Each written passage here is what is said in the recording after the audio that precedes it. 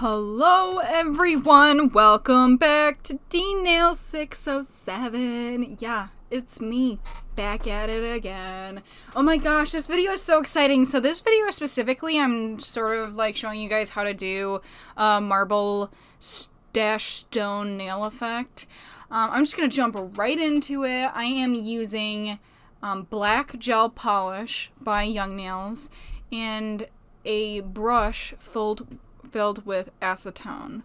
So traditionally people will say like, you can't put pure acetone on nails, like on acrylic nails, don't do it, it'll weaken the acrylic, all this stuff.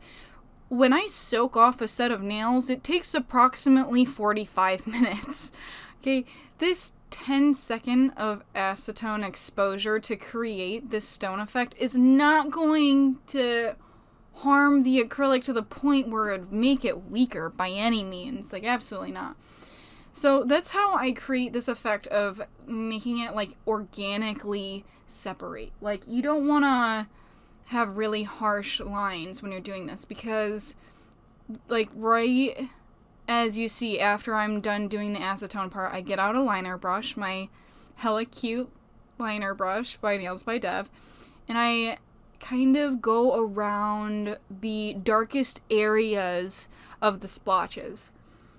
The objective here is to make it look organic. Like, you don't want to just get in the middle of a giant white space on the nail and start drawing a colored or black line, because it's just gonna make it look out of place. And so what I did here is I repeated the whole process over to give it some dimension.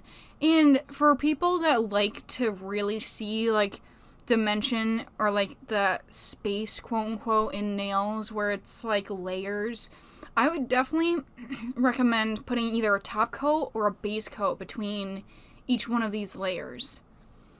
So with the other hand, I kind of did the same thing. And the one thing is, if you see, like, if you're doing black on white and you see the white getting too dark, like, some people might be like, oh, I want to see more white here. You know, all you have to do is add some more acetone.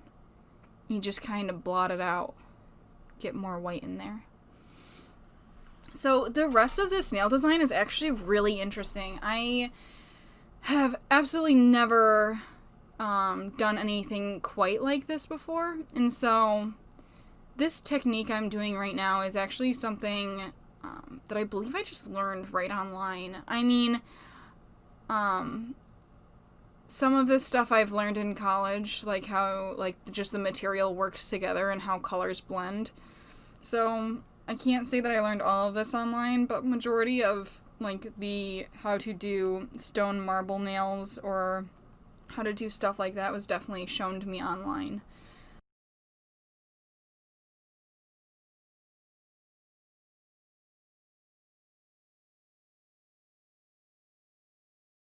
What I'm doing right now is I first got like a fan brush, and I have like a little acrylic palette. You can use like a lid to a plastic container or pretty much anything. And I put drops of gel polish on that little top. And usually you'd get a fan brush, pick it up, plop it on, and it creates that effect. The key is that you need to get like a daughter brush or just a brush in general and mix those colors just a little bit on the palette before you pick it up with your fan brush and lay it on there.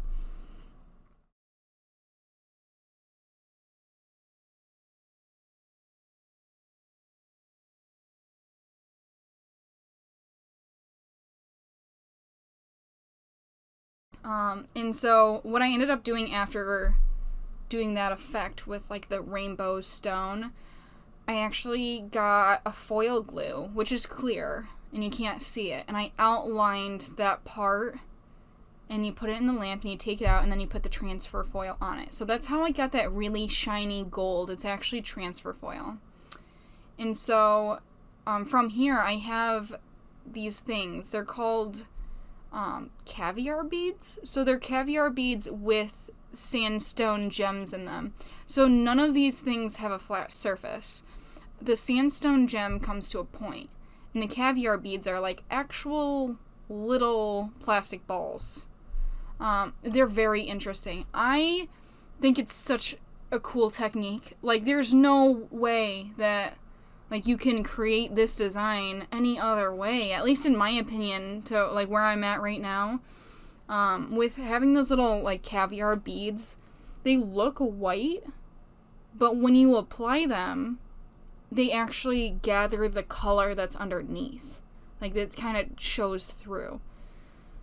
Which is why I did that rainbow design underneath, is I wanted to make sure that, like, the beads weren't just there. I wanted them to have a color.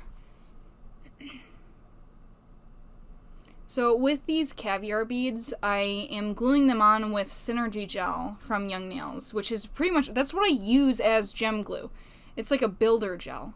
And I don't just use any builder gel, I use the Synergy Gel, because I've tried using, like, just do whatever, what is it? I think it's, I don't even know the brand that's on Amazon. Whatever it is, that builder glue that you can just get in a giant tub off of Amazon, it's not cute. I'm just going to tell you that right now. It doesn't work as gem glue. It doesn't even work for nails. Like, I wouldn't recommend it. I'm pretty sure it's IBM. Is that IBM? I need to look it up right now because it's going to drive me crazy. But it's literally disgusting. Like, don't use that stuff. I would not recommend buying anything from Amazon that you're going to be putting directly on your nails like that. Especially builder gel. Like, just go on to youngnails.com if you really want to invest in nail products. It's cheaper there than Amazon, and it just makes sense.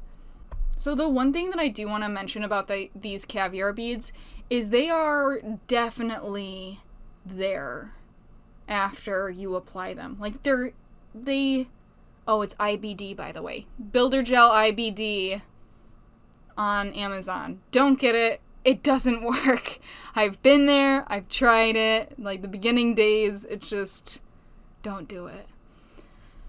So with these caviar beads, yes, they're there. Like, they're very there. So when you apply them and you, like, you're going to have to put a top coat on top of it. Otherwise, the beads just fall off. And the problem with doing that is once you put the top coat on, it changes the way the nail looks. Actually, you'll be able to see in the photo. So what I do is after I put on these caviar beads, I just, like, fill in all the little spots because it's kind of annoying, like, trying to get all the little beads in every little spot to make it perfect. It's like you need a special tool to apply it or something. I haven't gotten that far yet.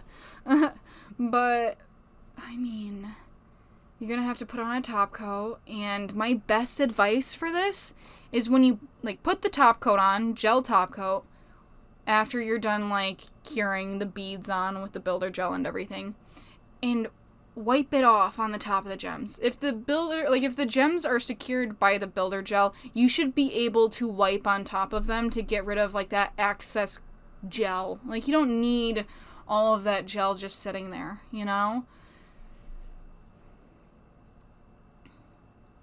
So that way you can still get, like, the dimension of the nail there and, like, the dimension of the product.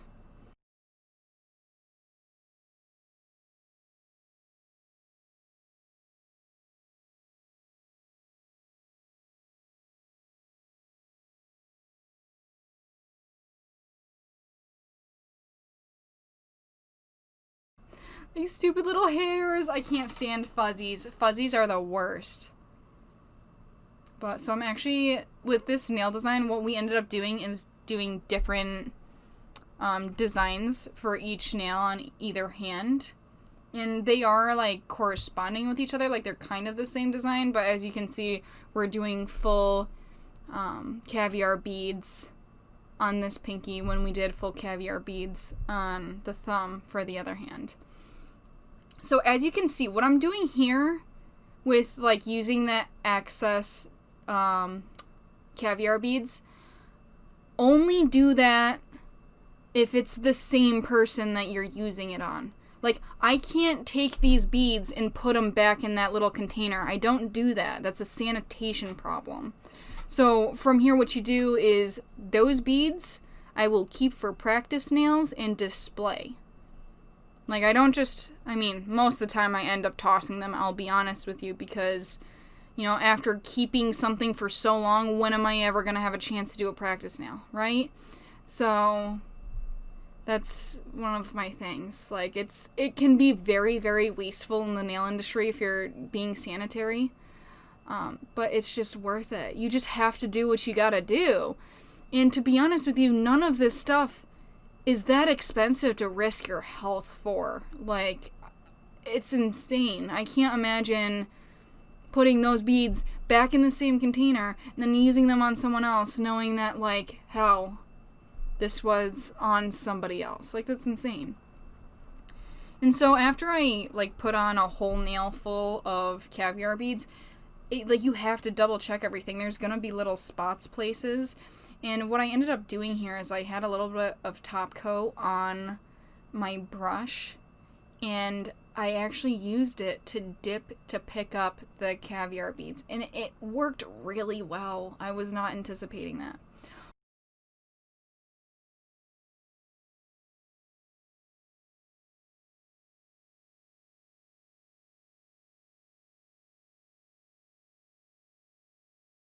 Oh my gosh, this after shot is so gorgeous. As you can see, that top coat on those caviar beads definitely changes the look of them like tenfold. And it's almost funny. You can barely see the stone nails underneath the caviar beads for the accent nails, but it is so worth it. It is gorgeous. But if you guys have any questions, comments, please like and subscribe. I am almost all the time on my Instagram. So if you definitely need to get a hold of me, shoot me a message on there. And I will see you all in the next one. Bye!